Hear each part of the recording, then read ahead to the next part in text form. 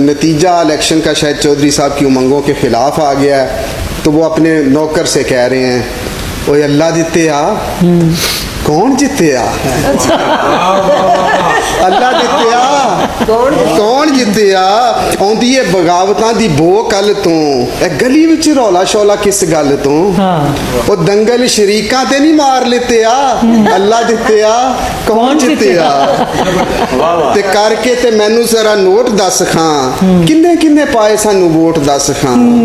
करके ते मैनू जरा नोट दस खां, किन्ने किन्ने पाए सानू वोट दस खां, किदियां पोजीशनां ते कौन किथे आ, अल्लाह दिते आ, कौन जिते आ। वाह वाह वाह। ते की ने हालात नाले उस मिस दे ओ हिजड़े खलोते सी खिलाफ जिस दे, ते साडे ना सी ओने भी मैदान मिथे आ,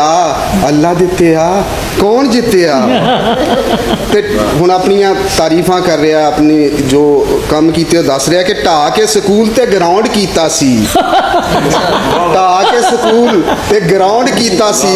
ओ जिदे विच मीरा जी ने राउंड कीता सी, साडे नालों वध किन्ने कम कीते आ, अल्लाह दिते आ, कौन जिते आ। ते पिंड विच कोई नहीं गा साडे जोड़दा, होवे जेड़ा गल्लां नाल तारे तोड़दा,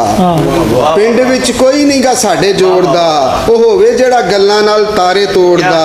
असां ते हवावां विच मारे फीते आ, अल्लाह दिते आ, कौन जिते आ। ते अल्लाह दिता जरा ढीठ हो गया ते कहंदा तू की जाने किवें लंघे रहन दोस्ता, होर मैनू करना बेचैन दोस्ता, छेती छेती दस मैनू बद नीते आ, अल्लाह दिते आ, कौन जिते आ।